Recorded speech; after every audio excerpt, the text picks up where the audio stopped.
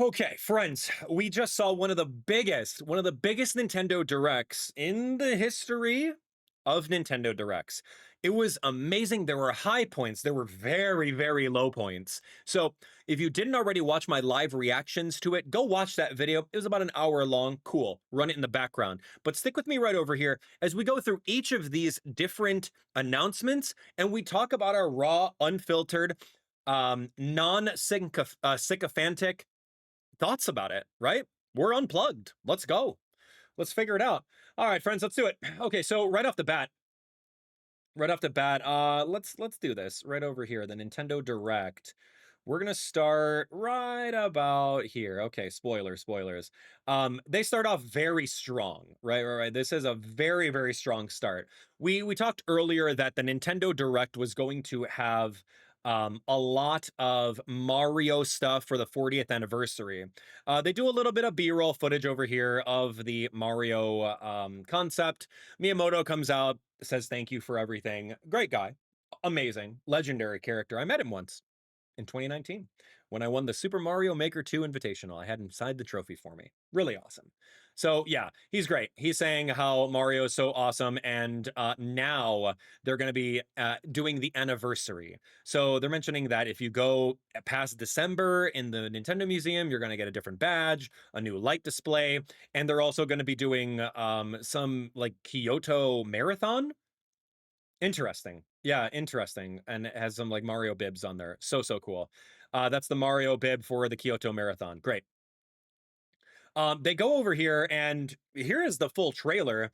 This is the full trailer for the Mario movie, right? Looks amazing. We see the same art style. It's literally taken from the team at Illumination. We see a Monte Mole wearing a little hat, a little butterfly.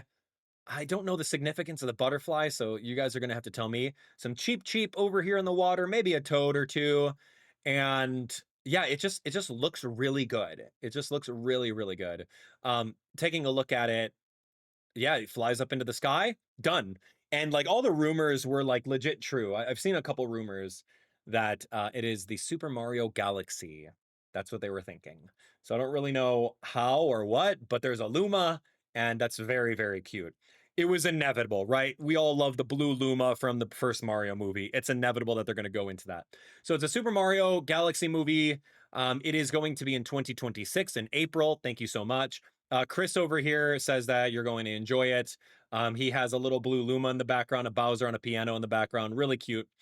Yeah, very, very nice. I'm excited. So what's really interesting is they bring back all these voice actors that were here. All these voice actors. Chris Pratt's back. Anya Taylor-Joy is back as Princess Peach. We also have Luigi, Charlie Day. We loved him. I loved his Charlie Day. Jack Black as Bowser. Cool. Little fatigued with Jack Black recently, but cool. Keegan Michael Key, love that guy.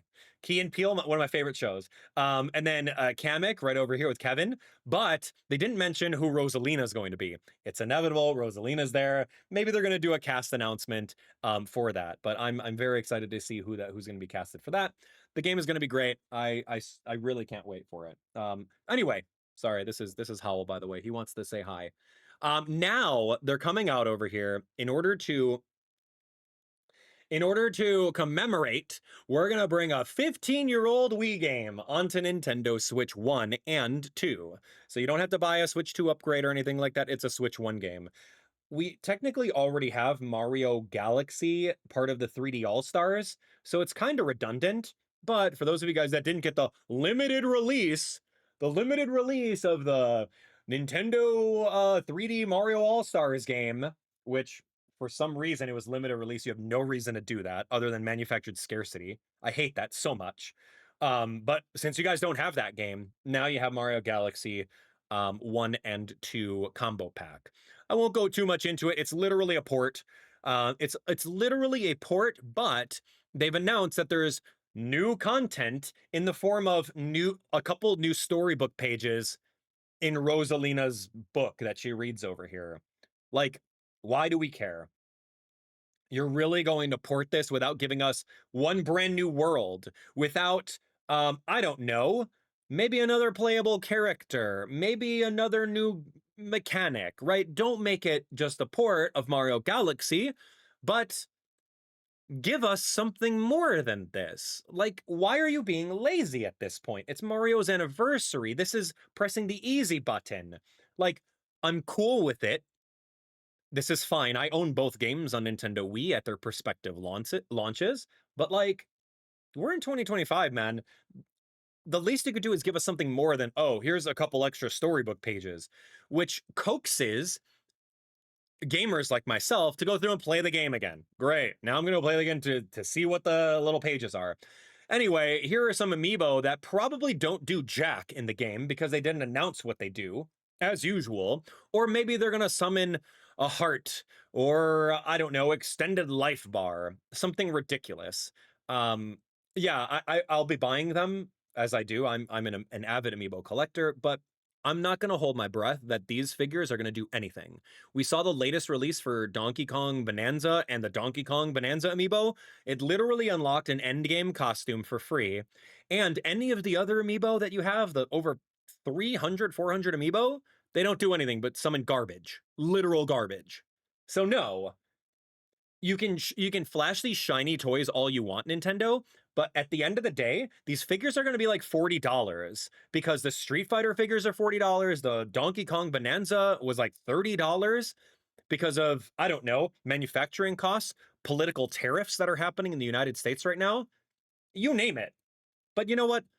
Forget all that stuff. It's just a $40 paperweight. Prove me wrong. Prove me wrong. Anyway, I digress.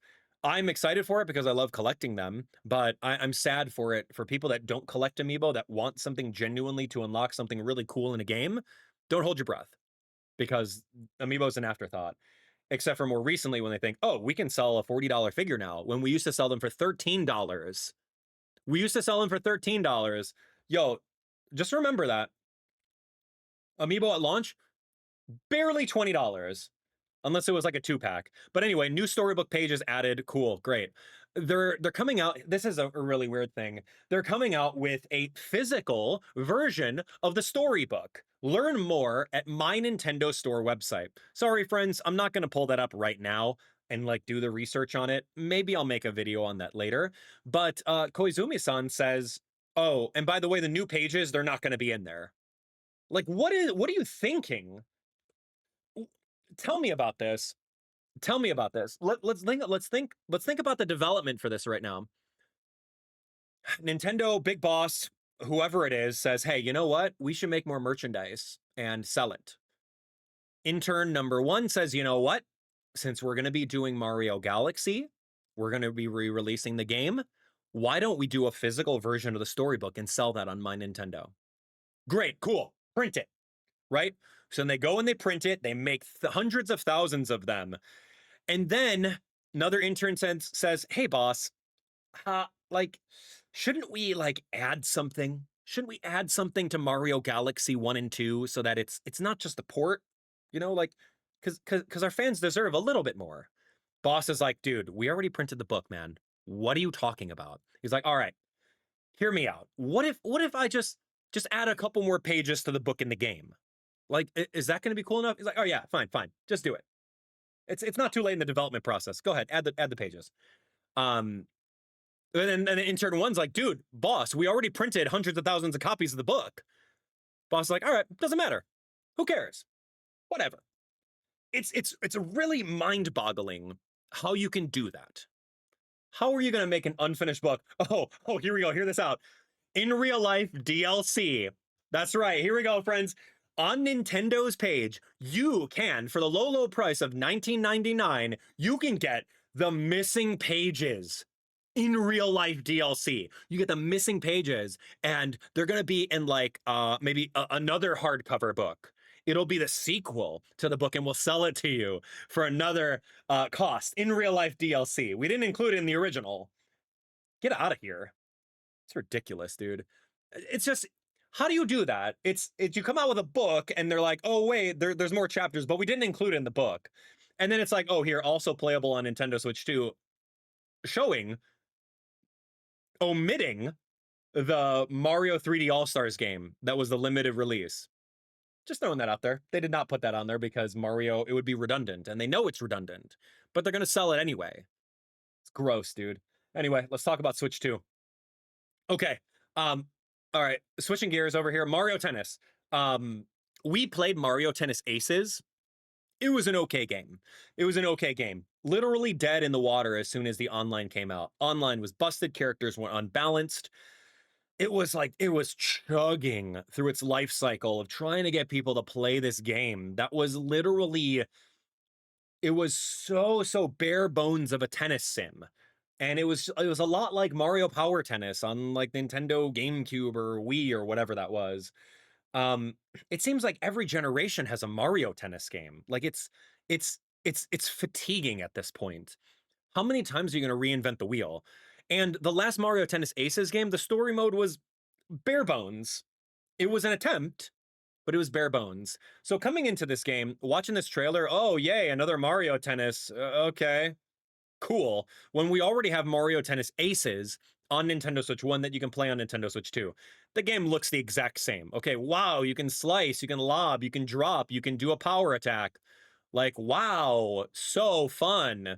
Things you couldn't do before. Diving for the ball. They literally said verbatim, you can always dive for the ball. Who are you trying to fool, dude? I literally own every single Mario Tennis game. This isn't new. So when I get heated up like this with them just regurgitating the same game, I get upset because this is going to be a $70 game. They're going to do some stupid paid DLC and it's going to be disgusting. Okay? That's my first impressions. It's gross. Oh, wow, now we have different rackets that do kooky things. Really insane fire on the courts. Watch out. Like, how is that fair? It's the new gimmick, but like, honestly, we've seen this before with fire effects on the stage. We've seen it before with ice effects on the stage. Like, okay, great. It's just instead of doing a power shot right now, we're going to be spawning items and other silly things that happen on the court, right? Like it's uh, I don't know. It's a gimmick. Well, there's over 30 rackets. You can customize it and go from there. Like I guess that's cool. And they also said like over 28 characters. Like, and that's the thing, right? And here's new DK. New DK is here to stay. Um, here's the thing, right? So like they slow dripped characters throughout the lifespan of Mario Tennis Aces to get you to try and play the game. They're like, oh, here's Rosalina, here's Diddy Kong, here's this person releasing. Please come play the game again. And now they're just like taking a they're taking a Mario Kart World approach and saying, hey, here's a billion different characters that no one cares about, but hey, it's content, right? Not so much. You got to be able to see right through that, man. You got to be able to see right through it. Oh, you're going to play as a blooper now. Oh, cool. Watch out. Watch out. He's going to throw water on the field. Like, less is more when it comes to these games, but I don't know. I digress. Trial Towers seems cool. Fever Shot, there's some other kooky game modes as Mario Tennis usually is. Wonder Flowers make an appearance to make some wonder effects on the screen. There's some other crazy stuff. Online modes, sure. You can play as these crazy party mode of Mario Tennis, or you can do casual, or what is it called? The ranked matches. So it looks like ranked matches, you're going to be able to use the gimmicky rackets. And here we go. In case you want to try the unresponsive Nintendo Switch 2 motion controls, there's no physical way. I'm so sorry. There's no physical way. Hold on, before we get into the good stuff. There's no way people are going to play this. I play tennis. I play pickleball professionally. I love racket sports. I love ping pong. I love tennis. I love pickleball. I love all of that stuff. Very, very slight wrist movements to do top spin, to do slices, to do lobs, to do drops. I'm going to bet you right now that it is not responsive in any way, shape, or form. You see him go deep. You see him go deep for like a lob, which is fine. But like, if you want to play this in any fashion, there's no way that you're going to be able to master this and get the shots that you want. Doing a top spin versus doing a top spin lob? No way, man. Anyway, I digress. That's all the negative stuff I think about it. But this is cool. This is actually really, really cool. So there's a story mode, and you guys know me, I'm a huge advocate in story mode games, or sorry, story modes in games that Nintendo shovels out for us. This is cute. We don't get to see Baby Wario. I don't think we've ever seen Baby Waluigi. I don't even remember the last time. Or Baby Peach, Baby Mario. Why DK didn't turn into a baby? Fine. Baby DK does exist. Look him up in Yoshi's Island DS. He's a thing. Um, so this is cool. This is really cool. So something happens with the baby, or sorry, the characters, and you can go on an adventure mode where you're running around and talking to people. Now, I don't know who developed this game. I hope and pray that Camelot doesn't come anywhere near this Mario Tennis IP. I wish they gave that. I wish right now, low key, I wish Square Enix worked on this game because you know that it would be good. If it was Camelot that did this, Camelot did Mario Golf Super Rushed. That story mode was atrocious. It was just literally walking around and doing nonsensical things. It was so bad that I felt really, really upset. And they made that game. So if Camelot made this game again, then I'm holding reservations that the story mode looks cool, but is going to be an utter flop. I want Square Enix to make a Mario sports game like they did with Mario Sports Mix on Nintendo Wii, which was a knockout for a Wii game. So I'm holding my reservations on it, friends. I love the idea of the babies. I love the idea of the story mode. That's why I'm going to buy this game, because I want to play the story mode. I can care less about playing Mario Tennis for the umpteenth time on a Nintendo platform. Like, I can care less about that.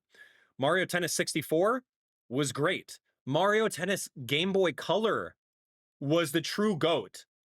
You got a custom character, you transfer your character into Mario Tennis 64. That mechanic has never been replicated. It was amazing. It was an RPG. I don't know what's going to happen here, though. So anyway, Mario Tennis. Those are my unfiltered thoughts on Mario Tennis right now. It's a regurgitated IP that comes out on literally every system, even Virtual Boy. And it's just more or less the same nonsense. But the thing that they're doing interesting right now is going to be the story mode. So anyway, here's Mario Bros. Wonder. I loved this game when it came out. It was an amazing side-scrolling game. I don't have anything bad to say about it other than the lack of replayability and no New Game Plus or anything like that. They're coming out with some Nintendo Switch 2 edition of it. Meet up in Bella Bell Park. Okay, so now whenever they say Nintendo Switch 2 edition, low-key, they're saying DLC. They're saying DLC because one, they want you to pick it up again, and two, they want you to potentially buy it for Nintendo Switch 2 if you're a Nintendo Switch 2 owner and you don't already have it. The main gimmick about this right now is the fact that they're adding in multiplayer minigames. Look, trust me, if you have friends that want to come over and play this, or if you have kids or parents that want to play side by side next to you, I think this is going to be amazing. Me personally, I'm not going to do any of that. I like the solo gameplay aspect of it, but if I have some friends over, I can totally troll them and destroy them in all these mini games, and that's really fun for me. Love it. Absolutely love all of this stuff. There's like a hide and seek. There's like a prop hunt concept like this. You could turn yourself into that for some reason. How Luigi turns into a talking flower, I have no idea. Doesn't seem canon. But anyway, there's some like other hot potato things. There's some like little mini games that you can play. Doesn't seem like a lot of mini game content, but I like the fact that they added something to this and they breathe new life into this game that we enjoyed a couple years ago, right? So cool. They did go on record saying that there's going to be some additional one-player campaign stuff right here. As you can see, we're going to go to Pipe Rock Plateau Brigade Tent. Here's Captain Toad.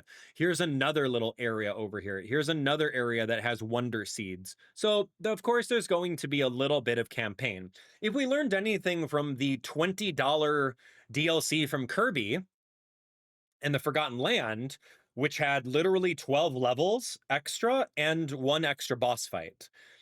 If we learned anything about it, it's going to be very similar to that. It's not going to be a new full-on campaign. It's just going to be a couple levels sporadically placed over here to satisfy the one-player people. Great. The only thing that I have reservations on is what is the Nintendo Switch 2 edition upgrade going to cost, right? And that's the thing that I have a very, very hard time with.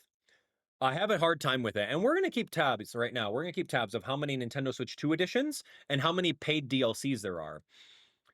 I want to ask you legitimately, how much would you think that this is worth if it was paid DLC, right? Or do you feel that it should be a free upgrade because you already spent the money on Mario Bros. Wonder? You already spent the $60, $65. You paid tax on it. How much should it be, right?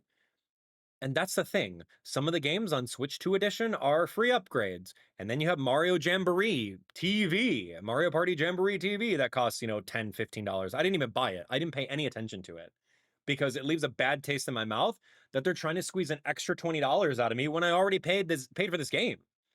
It's gross, dude. It should be a free upgrade 100%. But notice here that they don't mention anything about it. Nothing on screen. Nothing on screen that says paid DLC, free upgrade, nothing like that. So that leads me to believe that they're going to try to squeeze out an additional $20 for you, which was exactly what the Kirby and the Forgotten Land DLC was. I paid for it out of my pocket in order to play it a couple weeks ago. 12 levels and a boss. Is that worth $20? No, it's not worth $20. When the game was $60, that 1/3 of the cost is for 12 levels and one boss? Absolutely not. Anyway, I digress. So one of the cooler characters in Mario Wonder was this little plant over here. It's talking to Koizumi-san, but there seems to be a button on it. It's talking to him. Sometimes but on the bottom, it says not an interactive product. So what is it? Talk on their own, just like that. It says not an interactive product, but it's called Talking Flower, and there's a button on it. So what is it? There's a button that means interactive. Interact by pressing a button. What are you talking about? I don't know what the heck this is. It's cute, but hey, we're going to release it over here. It's not interactive, though. What? Maybe they just meant like in this little segment that you can't talk to it. It's not going to talk to you like AI. Like it's not going to be ChatGPT. These talking flowers can make everyday life a little more fun. I don't know, man. It's just silly. They're The fine print was really silly on that spring. one. Yo, like, choose it correctly, bro. Okay. Next is the last game. All right, man. Anyway, that's funny. How much is that going to be? $100? Like a Nintendo Alarmo? How many of you guys bought the $100 Nintendo alarm clock? Yeah, it's called a phone with ringtones. Why in the year 2025 are we buying a $100 alarm clock? Gross, man. Gross. Notice how they're not putting any prices of anything, so I can't wait to find out. Anyway, this came out of left field. This is a brand new Yoshi game. We know that Good Feel is the developer of all of the more recent Yoshi games. So the story is that like there's a weird encyclopedia called Mr. E that comes out of here, lands into the area, and then we research all of his pages for him. Because he can't seem to do the research. So it's a magical book. You jump inside it. Great. How many times have we seen that trope in Mario games? But now remember, keep in mind that a Yoshi game is typically for the younger demographics, i.e. the same kind of demographics that enjoy Princess Peach Showtime. Is this game for hardcore gamers? Absolutely not. This is a game for casual gamers, and me as a hardcore gamer, I need to switch my gears when I'm playing this to really understand that this is a 100%, 10 and under kind of game for the little kiddos out there, right? It doesn't seem that deep, but the gameplay concept is you're doing a lot of research on these, I don't know, creatures, and you fill up Pokedex entries for them, and you see what they do. And the graphics are very interesting. I don't know if it's running in a solid 60 FPS for a Nintendo Switch 2 game. It feels like a 30 FPS, but it also feels like Yoshi is like stuttery with his animations, conveniently on purpose as part of the art style. Why run something at 120 frames per second when I can get away with doing something at maybe 15 frames a second, right? Anyway, I digress. It's cute. It's another side-scroller Yoshi game.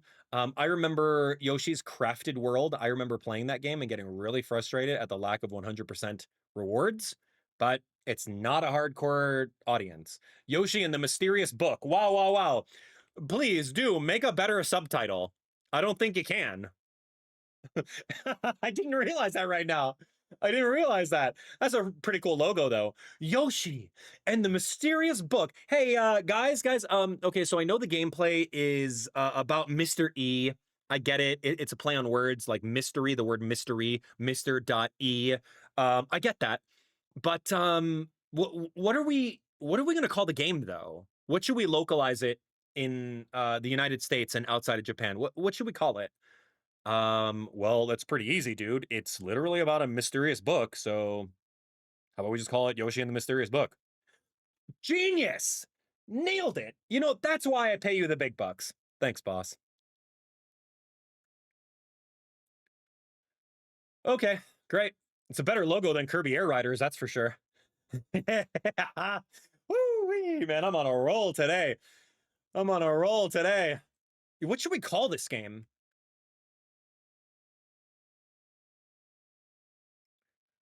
Oh, so funny, man. Keep going, keep going. So anyway, he's talking about, let's talk about more Switch 1 games over here. Let's take a look. Let's take a look. Storm into Cryptica. This game looks pretty cool. Storm Lancers. I would totally play this game. It looks like a little side scroller, Super Metroidvania. Has some really cool attacking elements to it. Yeah. I mean, it looks like two-player co-op as well. I would love to play a Metroid game with two-player co-ops, right? Using swords, using abilities, all that other stuff. We're gonna kind of skip through some of these things. If you want to know more about the games, then definitely take a look at the full reactions trailer. Tell me about Dinkum. I hear like cozy gamers play this game, but I never really looked into it. It looks like a Harvest Moon and Minecraft hybrid, where you're like running around and you attack things. Very, very, very much like low key looks like Fantasy Life. Very, very Fantasy Life. So it looks like you have these little characters and you can have four people running around. I would probably say Fantasy Life looks cooler, but I haven't played Dinkum, so I can't really tell you. Let me know. It comes out in November. Pre-orders today. Embark on a colorful adventure. This is a new concept IP. What was it called? POPUCOM? Popo something? Yeah, POPUCO? I don't know. It's the same concept of like the match three little puzzle shooters. Kind of reminds me of Splatoon, where each character only gets like two colors and it's a multiplayer only game. So yeah, you're just gonna do some puzzle platforming, shooting some stuff. Um, match three. It's like a match three puzzle game meets Splatoon, it looks like. So yeah, available holidays. So fun. Tomodachi Life. Yeah. So there's a lot of hype with Tomodachi Life because you played this game when you were a kid, 10 years ago, whatever. And now you're 10 years older. So this has some sort of nostalgia factor to, I would say, maybe like Gen Z, um, as you're growing up right now. So the hype of this game, I mean, I played through the game. It was fun. It was fine. Uh, I guess people like the idea of like these sim games where you can just make a me and just add it into any kind of craziness. I don't get why this is just so genuinely popular among some Nintendo fans and in corners of the universe. Do I like Tomodachi Life? Sure, it's fine. It's a silly little game that doesn't take itself seriously at all. But maybe people like the idea of putting in their friends, their family, their celebrity crushes, all that stuff. Odds are you're gonna put me in the game and you're gonna dangle white bread over my head, like we did in Tomodachi Life. So like, yeah, I mean, I guess it's cool. Maybe after 10 years or so, like tastes change in games, but like it's a silly game that you, in case you want to play a Sims game, you can go over here and make characters and they do silly stuff. I don't really know what else to say. Back in the day when Tomodachi Life was a thing, it was new and exciting, and we haven't seen it in ages since 3DS. So the fact that they're bringing it back, cute. I don't know what else to say about it. It's just really weird. It's a weird game. A bowling ball. Me News Network. He's like, just in case you didn't think our initial release date was obscure enough, we're going to give you another release date that's less obscure. We're going to narrow it down to a season. Believe it or not, it's coming out in, drum roll please, spring. Like that helps anything. Gross. Spring 2026. Great. Okay, here we go. Oh, so there's like a Mortal Kombat. That's kind of fun. Like I used to love Mortal Kombat 1 on arcade. I would go into like a Costco and like they would have like the sold arcades where you can just go and play. So I love Mortal Kombat 1. So much fun. So this is like a compilation Mortal Kombat for Legacy Collection, it's called. Great. It's very fascinating. This could go one of two ways. They wanted to release the game in December for physical and digital at the same time globally, right? They wanted to do that. Maybe Nintendo didn't want them to do that, and maybe they're like, hey man, just release it digitally some other. I don't know.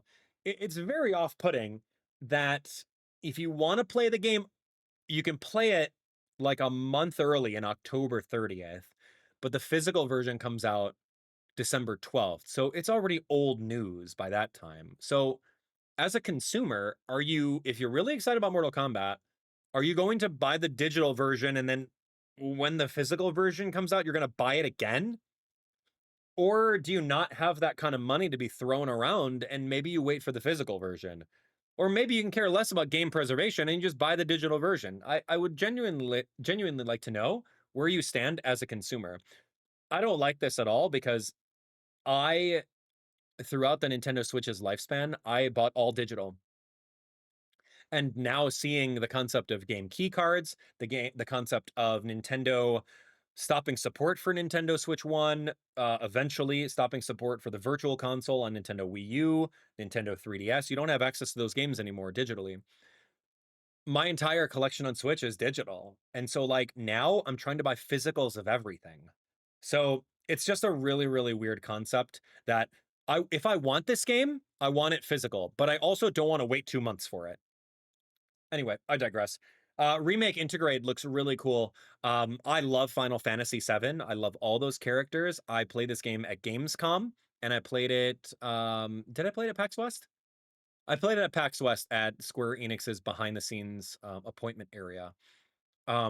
It's great. It's great. This game came out on other platforms, so this is old news. But the concept that it's here, and look, look. So this is what they're doing here: physical and digital version coming out on the same day. That's the way it should be. I don't know. Do you think that the developers from Mortal Kombat were just like, hey, well, we can probably make twice as much money if we release the digital version early? I don't know. Can't tell you. I physically cannot tell you. Linked Banner of the Spark. This is some sort of roguelike game. Very much like Hades, but a little bit more, I don't know, Mega Man-like? I can't tell you. Yeah, very much like, but Hades with a farming sim. Just what we need. Linked Banner of Spark. Okay, cool. Speaking of Hades, Hades 2 comes out. I can't say enough good things about this game. I loved hearing how much people loved Hades 1 when that game came out. I more recently got into the franchise, and I feel that I've played through the main story, at least in the open beta of this entire game. And it's just really fun. It's a roguelite. So you go through, you do these runs, and you may not be able to get to the very end, right? But that's okay because you get some currency along the run, and then you restart the run and use that currency to make yourself more powerful. And you try to get even further the next time. And it's that gameplay loop that's just really fun. The voice acting is amazing. The artwork, the mythology accuracy, the different abilities, the different gods, the Greek gods. Like, if you love that kind of stuff, like, you're gonna love this game. It's literally Hades, but continued, and you play as a different protagonist. It's so fun. From what I played of the open beta, I know that there have been a lot of updates since, but now that the game's done, like, I'm excited for it. So, in case you like that kind of game and you like Greek mythology with Greek gods, you like that concept of roguelites where you jump in and you keep on doing runs and get stronger, like, definitely check this game out. I remember I was playing this game like the first week of open beta, and I got to Chronos, and I was beating Chronos over and over and over again. And then a lot of people were saying that beating Chronos was way too hard. So they made Chronos a lot easier. They made a patch and they patched his difficulty. I'm like, wait a second. I'm beating him on like expert mode over here. But like now everyone says it's too hard and you're gonna listen to them? I guess cool. So it was really funny that like me going through a first timer playing the game, beating Chronos pre-patch, and then just patching him to make him a little bit easier. It was really funny. So odds are it's going to be polished. So here, September 25th. That's only a couple days away. Kirby Air Riders. This I have a lot of thoughts and feelings on Kirby Air Riders. I played the game multiple times at Gamescom, so many times. But they're not talking about Kirby Air Riders here. They're talking about the Amiibo figures. And this is revolutionary for Amiibo. This is literally revolutionary. And you know why? It's because Sakurai is working on this. Sakurai put so much care into his games that he'll make directs, he'll talk about games, he'll explain things to you.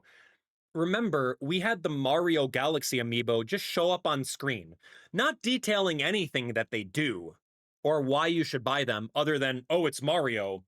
You like Mario, we like your money, so buy it. It's different. Sakurai's actually telling us, oh, hey, now with this amiibo, you're going to have an amiibo figure that you can train, just like in Super Smash Bros. Ultimate. You can train your figure to take turns tighter, to attack people. You can level it up. That's so cool. That's so cool. But not only that, you can swap riders for some reason. You go on a Wing Star with Kirby or a regular Warp Star with Bandana Waddle Dee. They literally have like a six-prong piece over there that you lock into. That's some Skylander stuff right there, man. Like you remember Skylanders and Disney Infinity? That's like that like 2016, 2015 era stuff. But they tell you about it. They tell you what it does, what you can look forward to. I'm so excited about that. November 20th, I'm in. Count me in. I will buy those. I'll probably buy 2 of each of them. And look, more Kirby Air Rider amiibo updates in the future. So that means that Meta Knight's coming, that King Dedede's coming on all of their different Air Riders because they have the little shelf cutout on the very top. So you know those are coming, and that's great because you can do stuff with them. Dude, as a guy that collects all the amiibo, like over the years, amiibo has been an afterthought. Literally before Donkey Kong Bonanza, Nintendo didn't bat an eye to adding new amiibo to anything. And when they did, it didn't unlock anything special. Even with Donkey Kong Bonanza, it wasn't anything special. You got an end game piece of gear for Pauline, and every other amiibo is programmed to spawn trash into the game. Utter garbage and an afterthought. But Sakurai and his team at HAL Laboratories, they're actually thinking about what can we do with amiibo other than unlocking a whoop-de-doo costume, right? Ugh. Sakurai, you're a legend, man. What an actual legend. And then they announced that there's going to be a second presentation. This is why developers need to take a book from Sakurai. We need to learn more about the games. Tell us more about it. Anyway, says the guy wearing the Zelda Ocarina of Time shirt. Here's your Zelda Age of Imprisonment game. It's not the Zelda game we wanted, but it's a Zelda game that we're getting.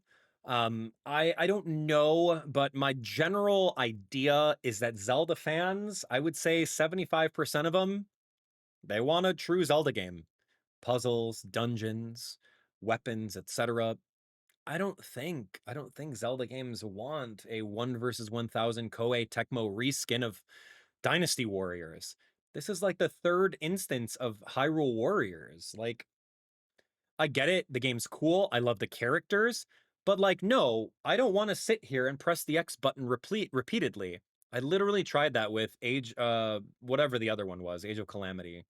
Or I don't remember what it was. I tried that and like my wrist hurt, my arm hurt. You're doing XXY, XXYY, XXXY, YYYYX, and then press the A button for a special. It's just mind dead gameplay where you're just beating up billions and billions of enemies. Go to the mission is run all the way over here and go beat up that enemy and run all the way over here and beat him up and beat up 20 billion characters along the way. The graphics look great. I think the storyline looks good. This is something to talk about, though. This is very much something to talk about. Look at the frame rate and how choppy it is on multiplayer. It's barely pushing 30 frames per second. 2-player split screen, it can't even handle it. Game share? Is this a Nintendo Switch 2 exclusive that's also available to play on Nintendo Switch 1? Like, what are you doing? Donkey Kong Bonanza did that nonsense.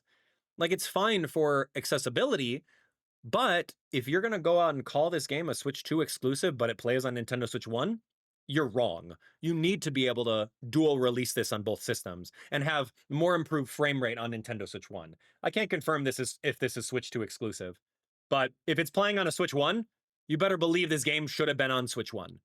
Same thing with Donkey Kong Bonanza, and I will die on that hill, but it's a greed move, and Nintendo does it, and they get away with it because you're just going to buy the game.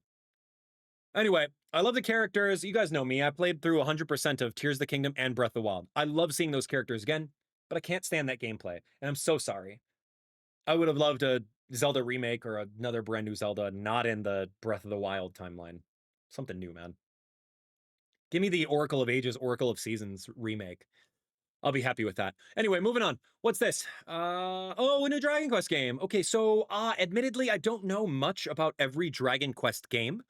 Dragon Quest is like the OG monster battling, collecting RPG grandfather, great-grandfather of all the games that we know and love, especially Pokemon, especially Final Fantasy. So seeing that they're doing some sort of Dragon Quest game is like a reimagined, looks great. These little chibi characters, they look so cool. The graphics look stunning. I think that the gameplay looks really fun. You know, turn-based strategy with moves and all that stuff that's consistent with the entire Dragon Quest franchise. I love it. I truly do like the Dragon Quest series more recently. It's another 100-hour RPG. Go figure, right? You'll have a great time with it. But I know that Square Enix does an amazing job with everything that they put out. And literally, I can't find anything wrong to say with anything they do. They remaster things. They've got 2D, 3D games. They have everything going for them. That is a developer that does so well. Everything they put out is a banger. And I would love to play this game February 5th. I'll probably play like the first hour of it for you guys. Yeah, it's a reimagining. Now they're saying they're doing another commercial ad for their app. I've never downloaded Nintendo Today. I never will, for starters. I don't need that on my phone. And no, I don't. That's not it. Why are you trying to put all your news on one little enclosed environment so that you can have 100% control over it? What? Because people won't like tweet about it? People won't talk critically about it? And then what? Odds are you're scraping our data in the background of this app like every other app does. So no, I'm not going to download that and have it. Okay, here we go. Nintendo Switch Online plus expansion pack. Get ready for this. In case you didn't know, what are we missing? Okay, let's talk about it. Nintendo Switch Online and expansion pack. Nintendo has the entire gold mine of all of their games that they're sitting on right now. Nintendo Wii U and 3DS had access to eShops, virtual consoles, where you can download huge libraries of games, literally pay Nintendo money for them. So when we see something like this, Nintendo Online plus expansion pack, when we see this, what's the first thing that comes to mind, right? As a Nintendo Switch 2 owner that paid $500 plus tax, plus all the accessories, to find out that Nintendo GameCube is the exclusive thing on Nintendo Switch 2, but they only release with 3 or 4 games. No Mario Party, no Smash Bros. Melee, no all these other things. We got F-Zero, we got Soul Calibur. Okay, great. We need more GameCube games that are not going to be a slow drip. When I see this, I'm thinking we're going to get 20 games announced. With releases, they're going to be available here. Okay, that's option 1. Option 2, Nintendo Wii Virtual Console, right? Wii's very old. You're already out here remaking a 15-year-old Wii game from Mario Galaxy 2. You're already doing that. So introduce the Nintendo Wii Virtual Console Expansion Pack NSO, available for Nintendo Switch 2 exclusive. Yeah. Get them to shell out money for that Nintendo Switch 2. That's right. Make it exclusive. Yeah. But this is what we get. Take a look. Take a look at this. This is what we get over here. Let's take a look.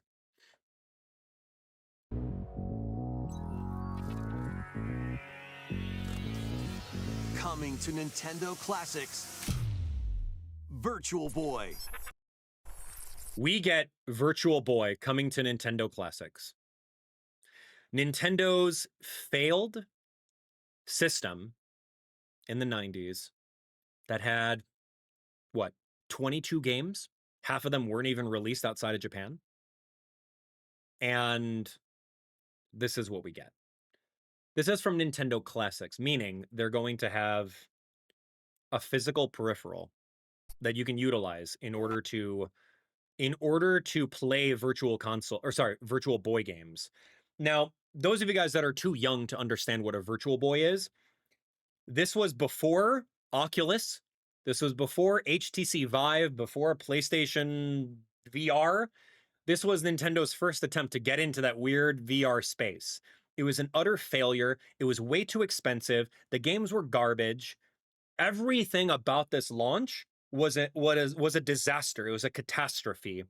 So for them to put the amount of time and effort to make this a physical thing for fans right now is low-key kind of gross. And not to mention the games, dude. The games are a blood-curdling red whenever you look at them, right? This wasn't something with a head strap. Dude, just go watch the Angry Video Game Nerds video on Virtual Boy and how crazy, ridiculously nasty it was. He was literally duct taping this thing to his head or laying on the ground and having it on top of his head that way. It was a stand on a desk and you hunch over like this and you look inside it. What were they thinking? And now, 30 years later plus, they're giving this thing as Nintendo Classics as like a replica gameplay footage on the Nintendo Switch 2 version of the game. Sure, maybe you're a Virtual Boy stan. Maybe your parents were rich enough to give this to you. Or maybe you were rich enough yourself back in whenever Virtual Boy came out in the 90s and you love it so much. But this is not what Nintendo fans want. Nobody wants this crap. I'm so sorry. It's a Virtual Boy for Nintendo Switch 2. It's a dock. Think about it as a dock. Or Nintendo Labo VR. Remember Nintendo Labo, that cardboard VR where you slipped in the Nintendo Switch 2? Yeah, it's this, but now you're going to have like these weird magnifying glasses that you're going to be looking into. It's a weird peripheral that honestly, the only reason I would pick it up is for a collector's point of view. I can't afford a Virtual Boy because they're all like super expensive nowadays. So no, I don't have a Virtual Boy. Would I love to own an original Virtual Boy? Yeah, absolutely. I would totally love to own that.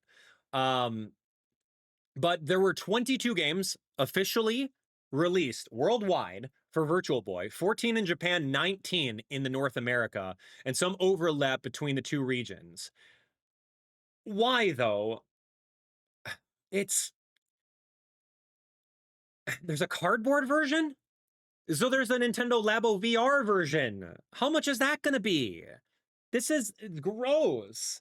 Like, I get it. For the legacy of Nintendo, they had the Nintendo GameCube controller, Nintendo Switch GameCube controller, which costed like $90, by the way, shipping it out to you. They also had the Super Nintendo controller, the Famicom controller, the Sega controller, the N64 controller. So now it's part of the Nintendo Classics. I get that as a collector, but like, if you're not in the collecting business, there's no reason to get this. There's absolutely no reason to get this. And how much is it going to be? Look at him just crouching over here. That's not ergonomic at all. And I'm sure his eyes are bleeding after that. And the games are not even good. There's like a Wario Land game and there's like a Mario Tennis game or Mario Clash. There's no way, man. Absolutely not. I'm so sorry. Okay, anyway, moving on. Let me know. Am I overreacting to that? It's not what we want. We want so many GameCube games. We want so many Nintendo Switch Online titles to not be drip fed to us. We want Nintendo Wii Virtual Console, Nintendo 3DS Virtual Console. We want all that stuff, but we get a peripheral that you can slide your Nintendo Switch 2 into and play dinky Virtual Boy games, which odds are there's probably going to be like 3 games at launch. I digress. Here we go. Fatal Frame 2. Fatal Frame 2 spoopy for me. I don't think I'll be playing this game, but I appreciate the game for horror fans alike. I think that's really fun. I think people will absolutely love it. Taking pictures of ghosts, seeing stuff, great. Fatal Frame 1, I think this is a remaster, they said. Yeah, it's a remake. I know, Howl. We don't like scary things, like the doorbell. Actually, Calcifer, Howl's brother, is afraid of the doorbell. Howl's pretty brave. Upgrade your gameplay. Okay, remember, we said we were going to keep count. We said we were going to keep count of how many Nintendo Switch 2 upgrades there are and how many paid DLCs there are going to be. Oh my gosh, my boy. Hi, you want to come over by me? Come on top of me. Yeah, come on up there. Yeah, you can be up top over there. We're keeping track. Oh, okay. Yeah, you want to hang out? All right. We're keeping track. This could be paid DLC, it could be something else. Not quite sure. Yeah, boy. Oh, you okay, buddy? Are you okay, buddy? Come on, boy. Hey. Okay, I'm having a cat emergency over here. Oh, he low-key fell off. My little guy, don't fall off. Don't fall off, my guy. Okay, I won't lean back. I'm gonna lean only forward. Okay, sorry. So we have these, oh, hi, boy. Yeah, that's better. Come on my shoulder. Come here. Come on. Good boy. Love him. All right, this is Howl, by the way. We're gonna keep track of the Nintendo Switch upgrades to see what. We don't know how much these cost. The point I'm getting at, oh, my boy. The point I'm getting at. Good job, Howell. The point I'm getting at is we don't know how much these cost or if they're free updates. So there's like the second one. There's a One Piece. He's hungry. He wants some food. One Piece game. Cool. Love to see it. Overcooked. Boy. Can you sit? Can you sit? Overcooked. That's like number 3. Nintendo Switch 2 edition at least. Number 4, Stardew Valley. Mouse controls. Wow. Just what we needed. Mouse controls in Stardew. I know, boy. That's great. We don't know if these are free upgrades. Ooh, game share. Love that. Dude, I played a lot of Stardew Valley. I played like 2 years worth of Stardew Valley in the game. So that's interesting. So Human Fall Flat. This is like some weird Fall Guys game. I don't really know. It's got mouse controls. There's another Nintendo Switch 2 edition. So great. Powerwash Simulator. Cool. Therapeutic. People like it.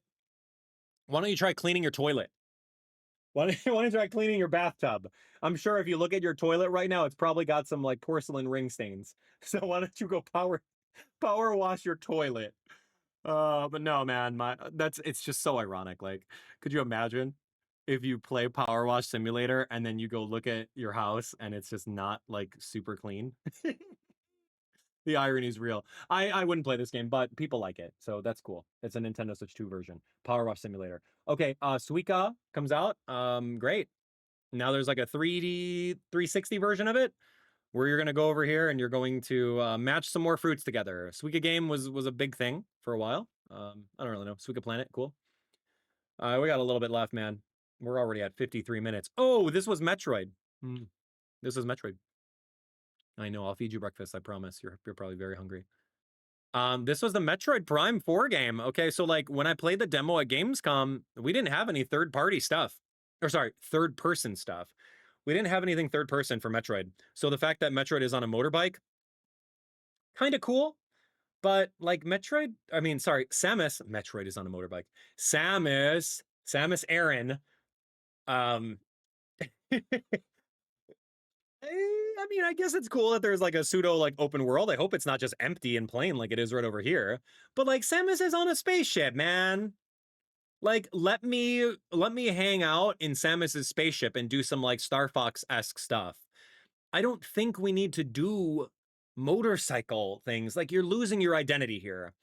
We never really got to pilot Samus's ship in any of the Metroid games that I recall.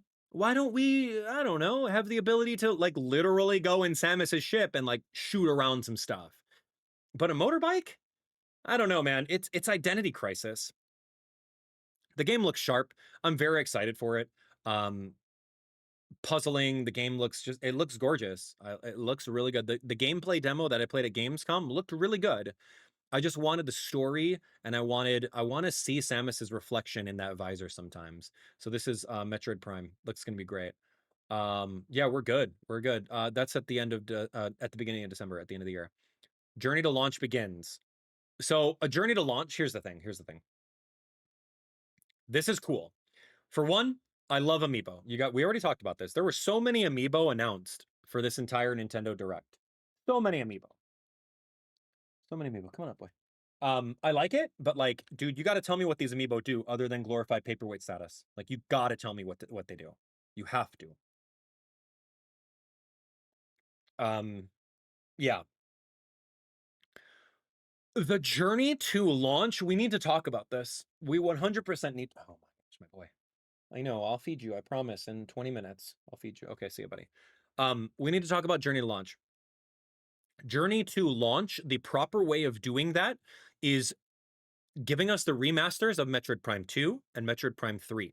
Metroid Prime 2 is a GameCube game. Hey, guess which system locked a GameCube emulator behind its entire Nintendo Switch Online? I wonder what system that is.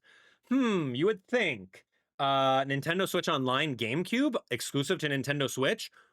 You can easily port Metroid Prime 2 on there. You don't have to do the Nintendo Switch remaster. I get it. You're lazy. You're working on Metroid Prime 4 for 6 years, going on 7 years. You're working on it. I get it.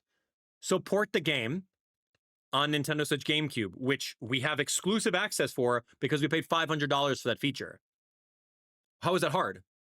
Hey, guess what?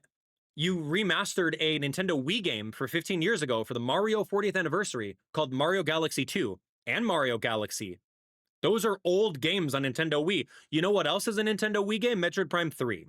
So, remaster that. Give us that. But odds are they're not going to do it because it takes too much time. That's the real journey to launch. We already got Metroid Prime 1 on Nintendo Switch. Great. Give us a second and third one in this journey to launch begins. Why don't you announce that? Is that too much to ask for? Man, it's like, what are these decisions? What are these decisions that they're making over here? I don't know, man. It's Nintendo fatigue. I'm just very fatigued that these decisions are just so brainless. Oh, what are we going to do to lead up to Metroid Prime? How about we release the old ones, boss? No, it takes too much work. Okay, fine, boss. Then let's just not do anything. Anyway, dude, let me know right now. Let me know right now. Donkey Kong Bananza literally just came out. Don't get me wrong. I love listening to this. This was literally the Donkey Kong 64 overworld music. But I need to know right now, is this too soon for paid DLC for the $70 game that we just bought? It's beautiful. This music was taking me back to Donkey Kong 64. Donkey Kong Bonanza. Donkey Kong Island. This new edition lets you barrel around DK Island. So you're gonna look around DK Island. It's reimagined. It's not one-for-one scale with Donkey Kong. But like the DLC that I personally wanted with this game was the retro levels. In Donkey Kong Bonanza, there were 3 retro levels that you can play side-scroller. I wanted all of Donkey Kong Country 1 made into that. That would have been a $20 DLC, right? Imagine that, a one-for-one recreation of Donkey Kong Country 1, maybe 2, maybe even 3, with each of those levels, and you play as the Donkey Kong with Pauline, and you just run through it. How cool would that have been, right? That's the DLC we want. This is just, it's too early. It's too early for paid DLC. If it was free, I would say, fine, I'll go play it right now. It's available today. But like this, dude, how much you asking for? $20? No, man. Look, Diddy Kong and Dixie Kong aren't even playable anymore. That's not a thing. So you can explore DK Island. they don't even say what is on DK Island, but you're gonna go and fight. You're gonna find Void Kong, and you're gonna work for him, and you're just gonna go around smashing things again. I'm so sorry, but after I played 100% of Donkey Kong Bonanza over 30 hours of the game, collecting all 777 Banandium gems, collecting everything for 100%, after I've done that live on stream, I don't want to come back to this game and smash stupid stuff anymore. I'm so over it. I'm so over that brain dead gameplay. I'm so sorry. You can like it, sure, have fun with it. But like, I don't want to go over here playing this roguelite mode. It kind of reminds me of Splatoon Side Order DLC. But it's just like, oh, you got a quota. It's like we're playing Splatoon all over again with whatever the heck that one mode is where you just like defend, that tower defense mode. I forget what it's called. It's the same thing as this. You're just going over here. And you're just running around and you'll just destroy. You got 90 seconds to destroy as much as you can in this area. And then depending on how many of these chips you get, you're going to be able to power up DK and do some other stuff. The fossil and Banandium gems locations stay the same. So now your job for this, I'm gonna give you an idea of what this gameplay loop is. You talk to Void Kong. He says you're going to spend 90 seconds to go around and collect as much stuff as you can. You're going to know, okay, I'm going to start over here, and then I'm going to go to the east. I'm going to collect this thing. I'm going to collect over here, and I'm going to collect over here. And then, oh, what? 90 seconds is over. That's all I got. Okay. Then I'm going to do it again, right? And then I'm going to do it again. I'm going to collect everything. So, like, your ultimate goal is to go through the entire levels and see if you can maximize DK's speed, memorization in order to, like, memorize and get everything. I don't know, man. I don't know. This mode should have easily been free DLC.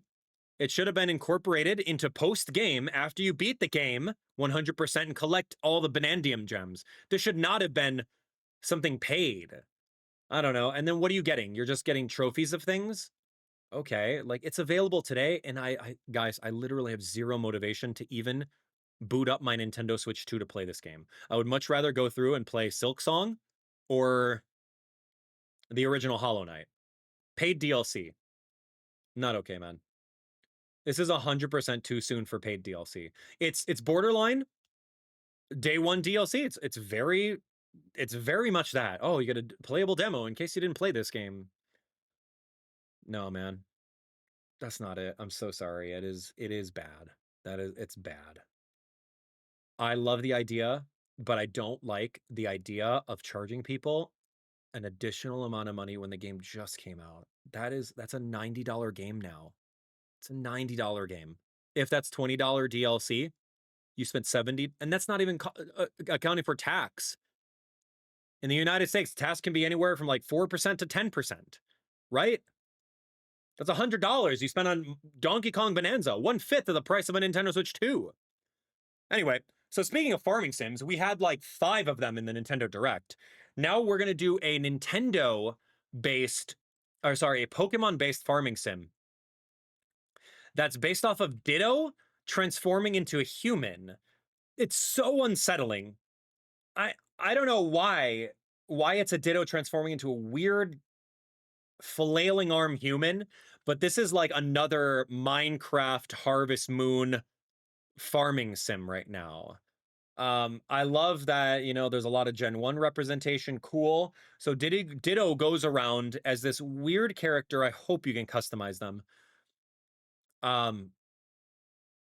Yeah, and then like you literally just you customize the map. You learn leafage. You learn, I don't know, water gun to water things. You learn, I don't know, flamethrower to burn things down. It's fine. I'm excited for it. I'm gonna play it. But like I can't get over the Ditto concept, man. And wasn't there just only one Ditto that failed to copy faces? Was that not a thing in the anime? Because he was a Ditto that sucked at his job. Right? In the anime, some girl had a Ditto and she tried so hard for the Ditto to match the Pokemon like every other Ditto did. Every other Ditto in existence can match a Pokemon to a T, except for this one Ditto that was owned, and it was a failure Ditto. So is that this Ditto? What's canon in the Pokemon world, right? What's canon in the Pokemon world? But it's interesting. It's not just Gen 1. So I think it's a cute, cozy little farm sim. In case you guys are waiting for an Animal Crossing game that won't be announced till probably 2027 or 2028, here's your next best thing. Have fun, play with Pokemon, make your entire town, and I don't know what else you can do. It's called Pokotopia. Pokotopia. Koei Tecmo putting in some work in this game. Wow. Why? Do you see that?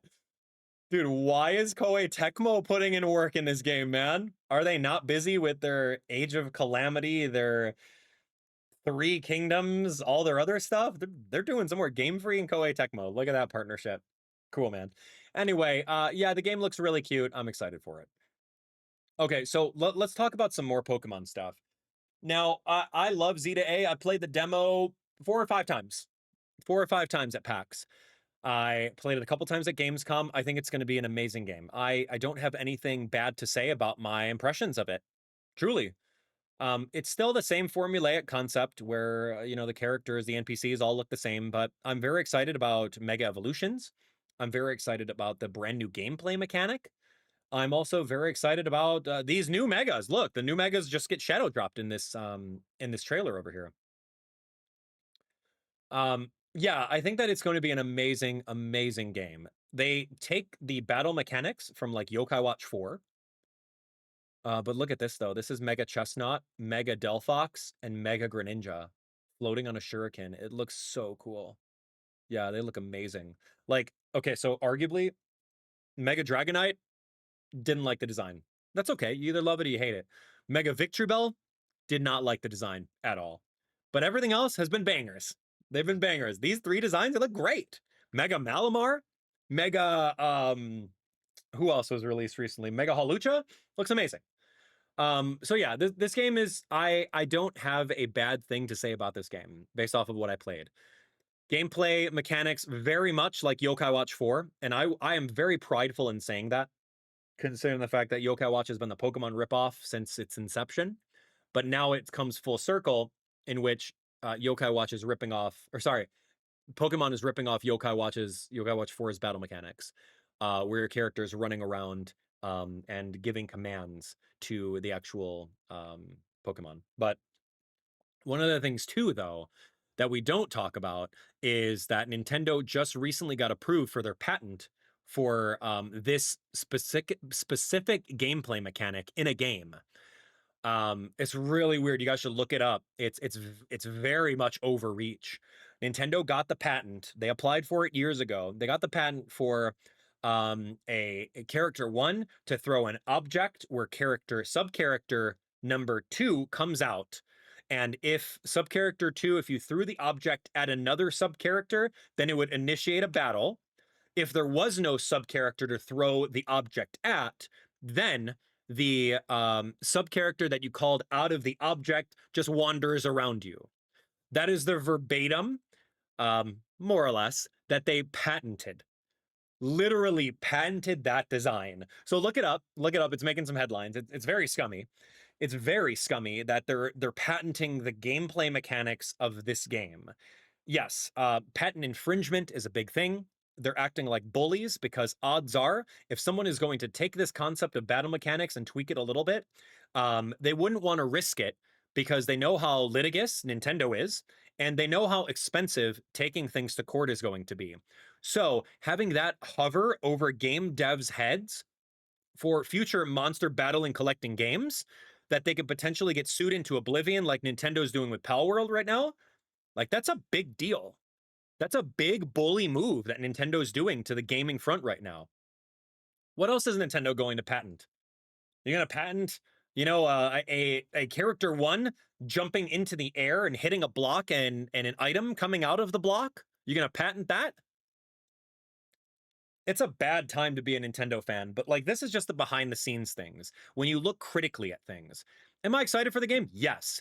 Does the fact that Nintendo patenting a game concept so that they could sue people that attempt to take inspiration from, or maybe even do better, that leaves a bad taste in my mouth. It totally does. And I'm going to go on record saying it. I think it's a D move. It's a D move for sure. Dude, Yokai Watch should have patented their gameplay mechanic. They should have done it. They should have absolutely done it so that Pokemon Z to A wouldn't exist. If the shoe was on the other foot, how would Nintendo feel about that? Could you imagine Yokai Watch in level 5 suing Nintendo for literally copying their Yokai Watch 4 gameplay mechanics? That would be pure cinema. Peak cinema right there. But anyway, I digress. Going on a tangent. The game is fine. The game looks great. I'm going to have a great time with it. We're going to be playing this until Metroid comes out. I love Zygarde. I love all the Mega Evolutions. I think that it's going to be amazing. So look forward to me playing it. Again, Nintendo being Nintendo, man. It's weird. When you lift up, when you lift up the sheet and you take a look underneath, there's some crazy decisions that they make, man. And who in their right mind... Hold on. What non-gamer judge granted that patent? Right? Can we talk about that? It's like, oh, a patent seems pretty specific. No one's going to need to copy that. You're crazy. How did that get approved in the court system? How'd that get approved?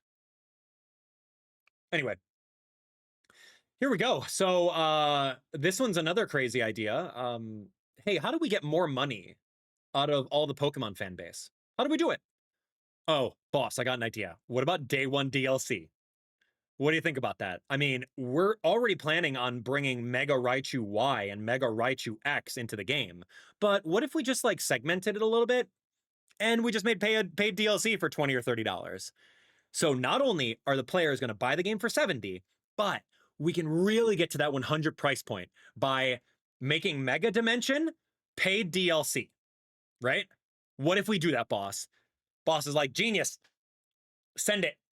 Let's do it. Hey, Nintendo's already doing with DK. Let's do them one better. Over here. I love Pokemon. Don't get me wrong. I love Pokemon. Pokemon has been one of my IPs that I truly love for the longest time. You can look at my phone. I have Pokemon Sleep. I have Pokemon Go. I have Pokemon Trading Card Game Pocket. I play all the Pokemon games. You know me. I don't agree with day one paid DLC at all. I don't. I can afford it. Yes, I can. I don't have a problem. I don't have a problem with paying. I think it's the principle that is just, it doesn't sit well with me. It doesn't sit well with me at all. And you know that this isn't just the Pokemon company's decision. This is also Nintendo pulling the strings and making those decisions to split up a little bit of content so that they get that full $100 price point off of you, right? On day one, it's diabolical. There's no Pokemon fan that's going to defend it. And anyone that defends this is sycophantic, or they're just blind or less empathetic to those of you guys that may not be able to afford video games. You may not be able to do that. Video games right now, they're a luxury, dude. If you want to play Pokemon Z to A fully, it's going to be over $100. Not to mention that if you want the Switch 2 version of it, you have to buy a Switch 2. I'm so happy that this is still a Switch 1 game. Like, that's amazing to me. There are not too many Switch 1, Switch 2 dual release games outside of Metroid and this one. But this just doesn't sit well with me. It doesn't sit well with me at all. Like, it's rocky. It's setting a precedent. And you know what's going to happen? We're all going to buy it. It's going to be normalized. All the other Nintendo Switch games, I'm calling it right now, they're just going to get away with it. They're going to do it. You guys were complaining. Everyone's complaining about $80 Mario Kart, right? Mario Kart World, $80. Oh, no, that's crazy. They're just packaging it in a different way. $70 for the base game, $30 for day one DLC. And then what about these cosmetic packs? Oh, you want 500 Ultra Balls and maybe a new outfit? Here's another $10. There's another $20 for full cosmetic packs. Like, before you know it, this game's going to be $150. It's just getting normalized, and it is bad. It is true greed, and you need to be able to open your eyes, see it, admit it, and choose to support it or not. Whatever. Choose to support it or not. There's no way of boycotting anything. That's just not a thing. You can boycott by, you know, not spending your money on it, but there's always going to be those shills. They'll just buy it anyway. Or people that have money, they're just going to buy it anyway. Nintendo knows this. They prey. They prey on the concept of nostalgia. They prey on FOMO. They prey on all that stuff, and they know you're going to do it. There's nothing you can do about it. It's just, it's sad that that's the that's where we're at right now in the terms of gaming. Where gaming is not a, it's not something that's affordable for a lot of people. There's a lot of you guys watching right now that still don't have a Nintendo Switch 2 because you didn't want to shell out $550 for it. Right? Anyway, I digress. Danganronpa, I don't know what this game is. I remember seeing things about this game in the past. Cool. A lot of people are excited for it. It's like a whodunit Among Us kind of Atlas JRPG. Right? Atlas makes this game? Like some sort of Persona-esque. I have no idea. I don't play this game, but like people are excited for it. Awesome. Spike Chunsoft. Okay, never mind. My bad. Make history in the Three Kingdoms. This is your Koei Tecmo. Koei Tecmo coming over here and saying, yo, hey, in case you didn't like Age of Imprisonment, we got our own Koei Tecmo. This is our bread and butter. We love the 1 versus 1,000 game. That's all we do. Except for that Pokemon Cozy game. We help out with that. But this is really just the Kingdoms, Dynasty Warriors, Origins. And they, look, we just got done talking about it. Paid DLC. We just got done talking about it, man. What? What are you doing, dude? You're milking it. You're milking it for all that you got, as if your $70 price point wasn't enough. At this point, just bake it into the title.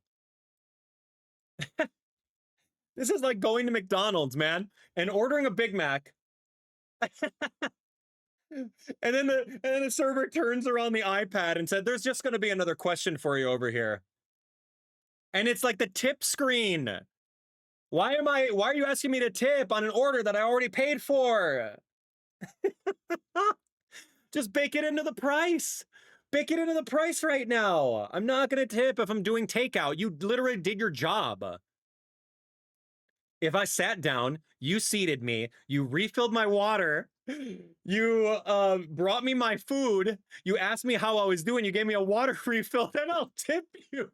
But I'm like, I'm not paying your employee's restaurant. I'm not doing that. I'm buying your burger. I'm walking right the heck out. It's funny, dude. Oh my gosh, man. Pokemon DLC, $30 confirmed in the chat. Help me. Help me. Okay, 2 Kingdoms, 2 Riders, 2 Fates. This is great. Love it. I love everything Monster Hunter. I'm so into Monster Hunter. If you haven't played a Monster Hunter game, do it. Monster Hunter Rise is on Nintendo Switch. And the Monster Hunter stories are pretty good. Pretty good. I've played through both of them. But this one is going to be great. Okay, but look at this, though. Hold on. Watch the seamless ride transformations. Right? You want to go into the water? Seamless. You want to go into the air? Cool. Seamless. This is that kind of seamless transition.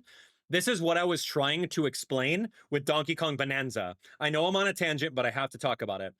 This is what Donkey Kong Bananza should have been. Donkey Kong should not have been transforming into random stupid stuff. Like Kong Bananza, Zebra Bananza, Ostrich Bananza, Frog or Snake Bananza. No. They should have been the animal buddies. This should have been Rambi running around like this. Climbing? Okay, make another animal buddy. This one should have been On Guard, where you go into the water as On Guard. You needed to jump? Should have been Radley. You needed to fly? Switch into the Ostrich. It should have been seamless like that. Donkey Kong should not have been transforming into junk.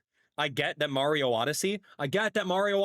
Cappy transforms into thing. And it's the exact same team that worked on it, and that's all they know. I get it. But this is the way it should have been. Agree or disagree? Anyway, I digress. Capcom, amazing company. This is cool. I'm excited for it. The game looks amazing. It's more or less Monster Hunter stories. Looks really cool. You're able to battle your monsters. You're able to explore the world, the terrain. Something's going on with all the monsters on board. It looks great. This is really good. Rathalos, the cutscenes look amazing. Yeah, there's a new cat character named Rudy. I'm all for that. They do like a light breeding mechanic, if I remember correctly, from Monster Hunter stories, and you hatch the eggs and you get new monsties out of it. Twist the reflection, this is good. And yeah, they say March 13th. So Capcom comes in here, they give their release date, they know what's up. That's the way it should be. This is B-roll for some other games. 2 Point Museum, cool. That comes out on Disagaea 7. Insert JRPG here, cool. Insert generic sports game. I'm surprised we only got one. FIFA Sports FC 26. I don't know much about that. Dragon Quest 1 and 2 HD remake. I got my hands on that at PAX. It was really fun. It's just another remake of the game. Virtua Fighter, cool. Trying to be like Tekken, excellent. Lego Voyagers was a cute co-op game, kind of like Split Fiction. Yeah, it's very much like Split Fiction, but in the Lego universe. Little Nightmares, there's a third one coming out. Bandai Namco makes that one. Persona 3 Reload. I don't really know the Persona franchise, so you're gonna have to school me on that. Is that good? Is that the one with Joker? What's the one with Joker that was so popular? How do we get that on Nintendo Switch? But then right over here, they do a crazy spooky trailer for Resident Evil 9 Requiem, which I had a Capcom appointment at Gamescom, and they're like, oh, hey, you want to play the 3 Capcom games? I'm like, yeah, I absolutely do. Okay, you're going to play Resident Evil 9, you're going to play Onimusha, and you're going to play Pragmata. And I'm like, I'm very scared of Resident Evil games. I haven't touched a Resident Evil game since I was in high school. True story. One of my friends got me a Resident Evil game for my birthday in high school on GameCube. I played it and I was very scared. Dogs or monsters jumping through the window in a hallway, me running out of bullets. Very, very scary. So I've never really touched a Resident Evil game since then. So I'm like, I guess I'm gonna go over here and play Resident Evil 9. Put my headphones on, grab my PlayStation 5 controller. There's a person to my left, a person to my right playing their own demo of it. You play as this girl, I don't know what her name is, but it's completely dark. You're in this like weird hospital. You have to find the lighter. You have to find the lighter over here. And then there's like this crazy monster that like bites the top half of a guy and drags him away, and you're forced to go towards that area. Oh my gosh. I go to a dead end. I can't open the door because I don't have the fuses for the gate. And then I'm forced to go into the area where that giant monster was. It's dark. I only have this light. I can throw a bottle. Can't do anything. There's no gun. It's just a survival aspect. Big monster comes up out of nowhere, picks me up, takes a bite out of me, and throws me to the floor. I survive one bite. I run away. Luckily, it leaves, it disappears. And then I'm in the surgical room. I'm in the surgical room over here. I find out that there's a box, there's a cabinet up top. I can't reach it. That's the thing. Yeah, right there, right there. This thing right here. Oh, so scary. That was literally from the demo. This giant, weird, gnarly looking thing. I find out I have to go open up this cabinet. I can't reach it because I'm a short little girl. I find out that there's a tray. I can grab and pull the tray and push it over here to the wall. I start climbing up the tray in order to reach the cabinet. This big thing bursts into the room. I jump off the tray. I'm hiding behind it. I'm crouching, standing very still. I'm like, oh my gosh, this is so scary. I'm like, literally, I'm yelling out loud. I have headphones on. I'm yelling, and then I'm looking left and right to see if people heard me yell in the demo area. So scary. And yeah, and this weird monster was looking at me, and then I'm like, okay, good, coast is clear. He doesn't see me. And then he kicks the tray. I get some damage. He picks me up, and then he bites my head off. You died. Fade to black. So scary. So scary. Not really a game for me, but I played it, and I was not going to jump back into it, no matter what they wanted me at PAX West. My friends at Capcom were like, come on over, come on, play it. I'm like, no, man, it's too scary for me. I already played at Gamescom. I got my head bit off. But yeah, my friend over at Capcom mentioned that one person fainted at Gamescom from playing it, and another person threw up from playing it. Literally, could you imagine the small area where I was playing my Gamescom demo? It was almost like a little closet. It was very, very tiny. Someone throwing up or someone passing out. Yeah, true story, man. Crazy. Not while I was there, but he told me like throughout the event that's what happened. Anyway, so they're also releasing Resident Evil Village and the other Resident Evil. Cool, great. More the merrier. It's a game for you. You might like it. If you like horror games, I know people love horror games. I don't like to be scared. I'm too empathetic. I usually put myself into those situations. And also, it doesn't help that I played this demo in first person, which made it way scarier. Anyway, fun. Last up, friends. What was this one? Oh, a new Fire Emblem. Yeah, a new Fire Emblem game. I saw it, and then I'm like, oh yeah, this is definitely a Fire Emblem. So cool. I mean, great. The story of Fire Emblem is really what keeps me. Gameplay is always the same. It's always grid-based. It's always cool cutscenes when you're doing attacks. I don't really know what this story is all about. I didn't see any reoccurring characters outside of Sothis at the end, so maybe there's some sort of continuity with Three Houses. I would love to experience the story one more time, like truly, just to see what the game was all about. Like, I would love to do that. We got some other protagonists over here. It looks very much like Fire Emblem Engage, where you're able to run around in third person. I don't know what Blaze arts are. If you look at the UI over here, you got Blaze arts, you got combat arts. You can mount. It looks like a big old ostrich this time around.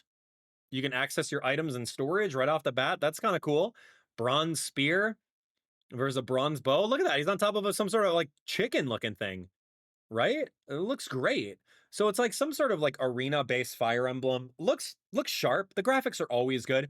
Intelligent Systems, they make millions of dollars every month with Fire Emblem Heroes. You know, that gacha game where you guys are getting your anime waifus and you're summoning them and you're paying tons of microtransactions for. Yeah, that game. It still brings in millions of dollars for IS. And Intelligent Systems has been working on something. It looks like it. Looks great. I'm not complaining in the slightest. Nothing to complain about over here. I don't know what Gambit is, but maybe that's an ability that this character has. But yeah, anyway, we can see over here moving shadow. He's able to like traverse, teleport over that way. He's got a weapon called the Answerer. He's like a Myrmidon. So doing some sword stuff. Looks great. Like critical hit animations look really phenomenal. And that's what we like about Fire Emblem games. So yeah, I might play another round of Fire Emblem Three Houses. Look at that. Lita's demonic beast. Wow, okay. So yeah, there's a lot of things going on with the cutscenes, and the story looks pretty good. But I just really want to experience it myself to see what's going to happen. Does it take place in the world of Three Houses? Looks like it's afterwards because Sothis is like a little bit grown up. Love the dancer. Love whoever this emperor is. Like, dude, the cutscenes look so good. It's very polished. I don't think that there's a non-polished Fire Emblem game, you know? Fire Emblem Fortune's Weave. Great.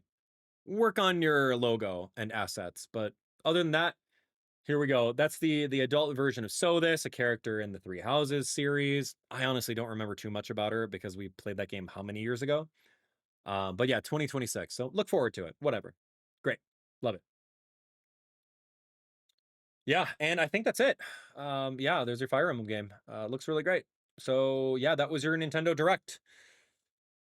Wow, 6 years ago it was, huh? Crazy to know that. Well, friends, that's the analysis. I gave you my raw, unfiltered, unplugged, unsycophantic opinions on everything that we saw over here. Let me know what you guys think. Do you agree with anything that I said? Do you do you disagree? Are you excited for any of the titles? Tell me about it. Like, I would love to hear what you have to say regarding all that.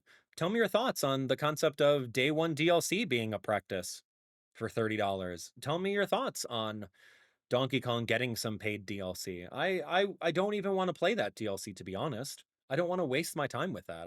Like I said earlier, I'd rather play something brand new, like Silk Song, or I don't know, Sonic. The new Sonic Racing game comes out in like a couple of days. Like, I'm probably getting a review code for that. I'd rather spend time doing that. I don't know, man. There's just a lot of things that Nintendo is doing. It's a weird Nintendo decision, right? Weird Nintendo decision. They have so many things that they could be doing, but instead they're raising the prices of all of their games, and the consumers are feeling it, man. I just have empathy for fans like you guys who don't have an extra $20. in the economy that we're in right now, like, maybe you can't afford that, right? Inflation goes up, sure, I can hear that argument, but wages aren't going up, right? So that being said, a multi-billion-dollar company that's run like a business nowadays, like, throw us a bone, man. Throw us a bone on this stuff. You don't need to include $30 DLC in Pokemon Legends Z to A that's available on day one. You don't need to do DLC for Donkey Kong Bonanza literally a month after it comes out. You don't need to do that. The game's still relevant. It's just I'm very empathetic to it. I don't have a problem personally paying for it because it's my job to. It's my job to play these games so that you guys understand whether or not it's worth it. I bought a Switch 2 to tell you guys whether or not it's worth it. And right now it's not worth it. Maybe next year it'll be worth it when some new games come out for it. But right now, it's an interesting time. It's just an interesting time to be a Nintendo fan. They announced like 4 or 5 different Amiibo in this presentation. If we learn anything from the Amiibo prices, they're $40. That's literally IRL paid DLC, but doesn't do anything in the game. It's just a paperweight. You just get a little collectible figure. Back in the day, they used to do everything. They used to program everything. But now they don't spend the time doing that because they know you're just going to buy it. Why spend the dev dollars on it? Doesn't make sense. So being a Nintendo fan right now in the year 2025, when you're seeing all these practices, it's really hard. It's fatiguing.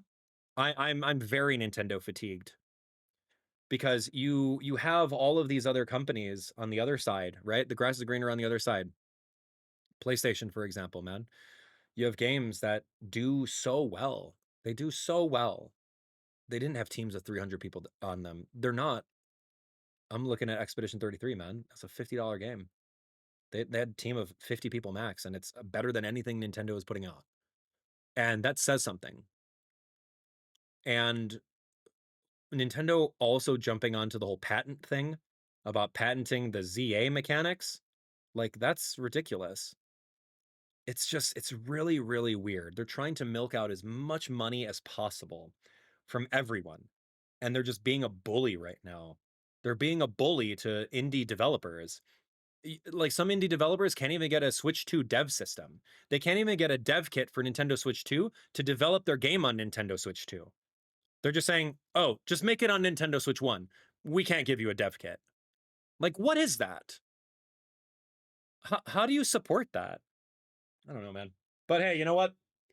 Nintendo fans are going to be Nintendo fans. You're going to buy that stuff anyway. Anyway, I challenge all of you guys to look critically at every single decision that companies that you support your money with, look at all their decisions. See if they align with you. And right now, a lot of the decisions, they're not aligning. Day one DLC, Amiibo that don't do anything, litigation, patents that are overreaching, day one DLC and 1 month later DLC, paid Nintendo Switch 2 upgrades. It's just a bad time. It's a bad time to look at Nintendo underneath the covers. Surface level, Nintendo's great. I love Mario. I love Pokemon. I love Kirby. I love DK. Right? And you can be that fan. There's nothing wrong with it. But I challenge you guys to look even further, look deeper into it. Anyway, let me know what you think. Let me know if I'm wrong. But let's keep the discussion going in the comments, man. Thanks for watching.